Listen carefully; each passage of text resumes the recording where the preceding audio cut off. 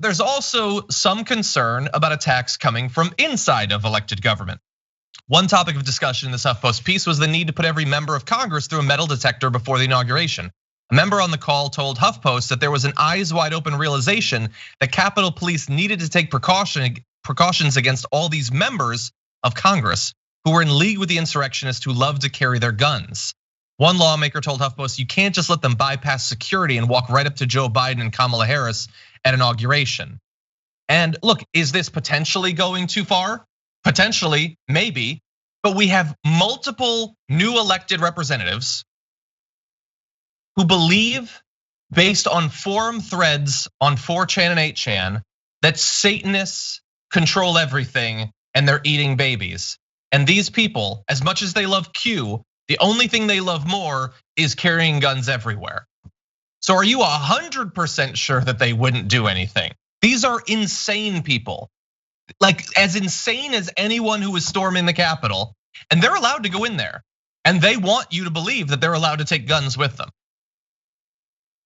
Yeah, so Lauren Boebert, who is the newly elected member of Congress, I believe from Colorado, has boldly proclaimed and bragged that she plans to carry her Glock around DC and the Capitol.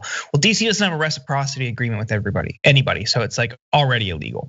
But she's doing it to flaunt it and create some reciprocity argument and probably get into Second Amendment like fights, right? So you already have someone, or to just draw attention. She wants to get in trouble for it and then fundraise and all of that. Totally. And then Marjorie Taylor Greene, same type of person. I don't know if she carries her gun anywhere, but is a Q hysteric. Has lied about threats to her to kind of drum up support. But think about this.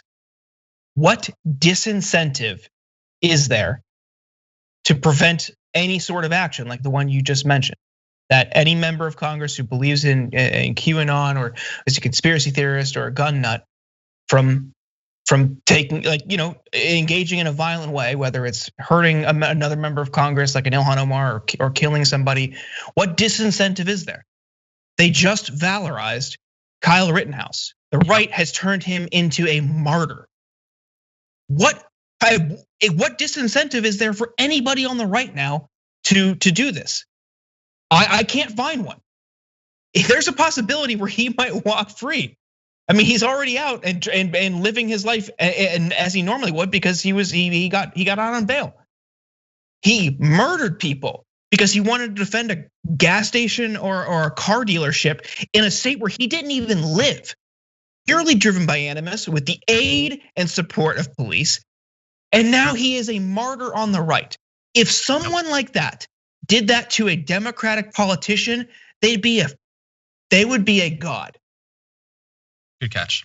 Yeah, 100%. Yeah, and I know, like maybe like Francesca yesterday said that I was a cynic. Like part of me wants to say, well, oh my God, if they kill Democratic members of Congress, then surely like Sean Hannity would have to step away from the brink. Tucker Carlson would have to realize they've gone too far. Ted Cruz would have to be an actual human for once. No. First of all, it ain't the first time that they've shot a Democratic politician, and nothing. It's because there is an easy out to everything. No, they didn't. That was Antifa. Like they have multiple right-wing streamers in the Capitol on video yelling, "It's us, it's the right." No, it ain't. Shut up, right-wingers. It's Antifa. That's all they would say. And Boebert's the one who makes the ads where she wants to portray herself like as if she's Rambo or something, showing her walking through the Capitol with a gun, even though it turns out that they faked it, she didn't actually have a gun. She's lying to her audience, but they don't mind. But remember, Marjorie Taylor Greene is the one who had those campaign ads with her and an assault rifle with Ilhan Omar and AOC. They're thousands of miles away from her, but for some reason, they're the ones that she has to have the assault rifle with. And she's gonna be walking through those hallways. Look into Marjorie Taylor Greene's eyes. She is out of it, gone, crazy. And she potentially could be carrying a gun around.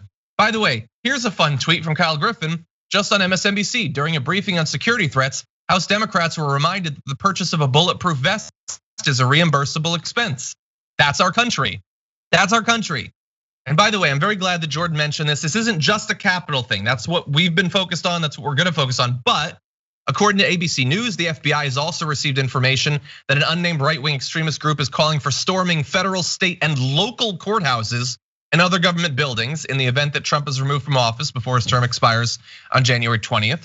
We have in the Capitol, several Capitol police officers have been suspended, more than a dozen are under investigation over their actions related to the rally and the riot. And I read a couple of days ago that they're in advance of the inauguration, they're interviewing Secret Service members to try to weed out some who might be sympathetic to the ideology of those who attacked the Capitol.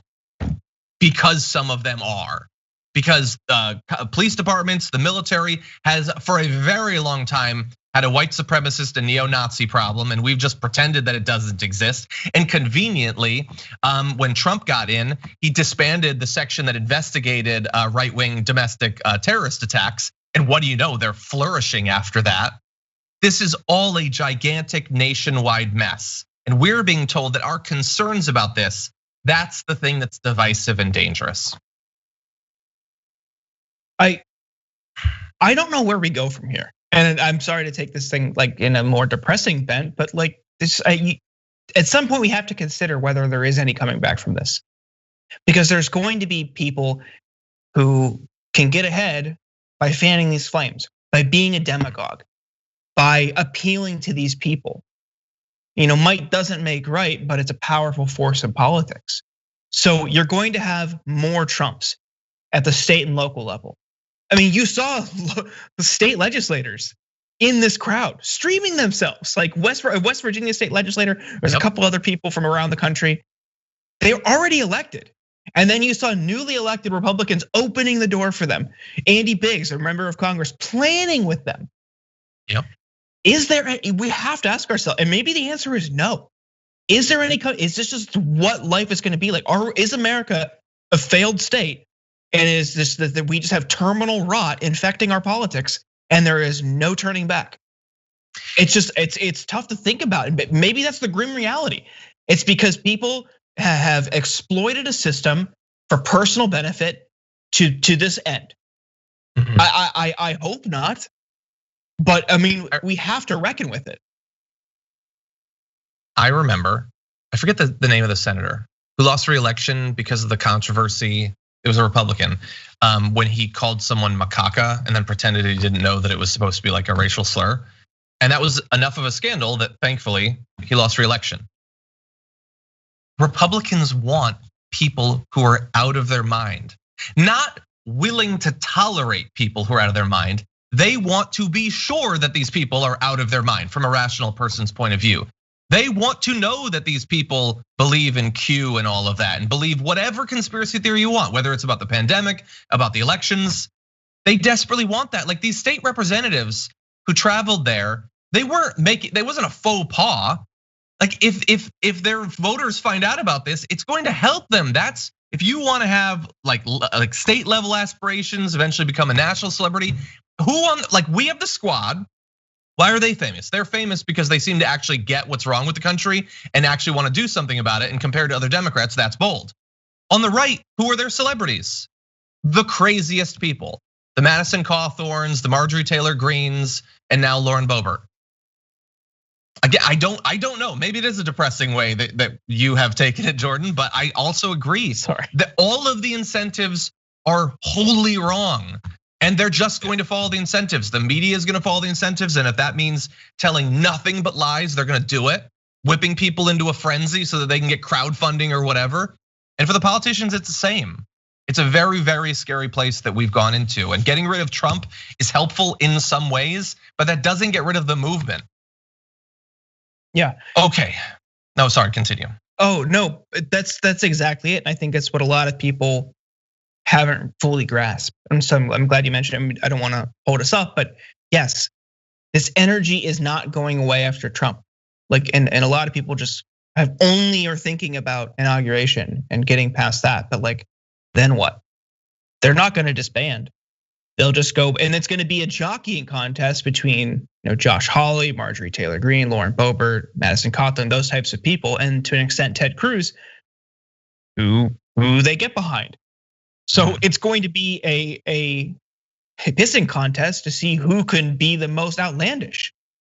They're going to They're going to try to be as bizarre and crazy as they can, speak to these populist inclinations, speak to these white nationalist inclinations. These are two separate, distinguishable things.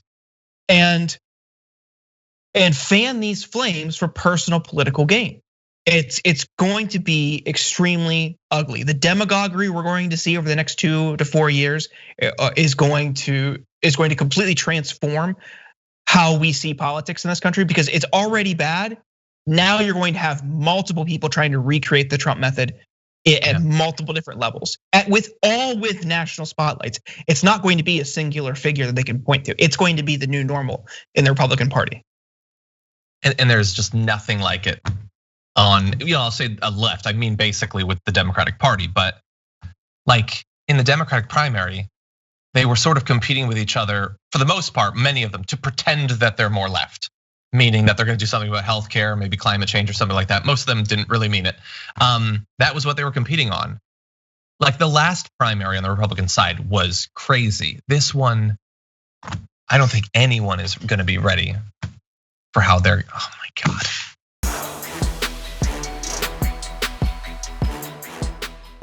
For more political news breakdowns, interviews, stories of activism, and me trying my hardest to care about the occasional big celebrity news story, subscribe to our YouTube channel at youtube.com/thedamagereport. And you can ring the bell wherever it is so you don't miss anything.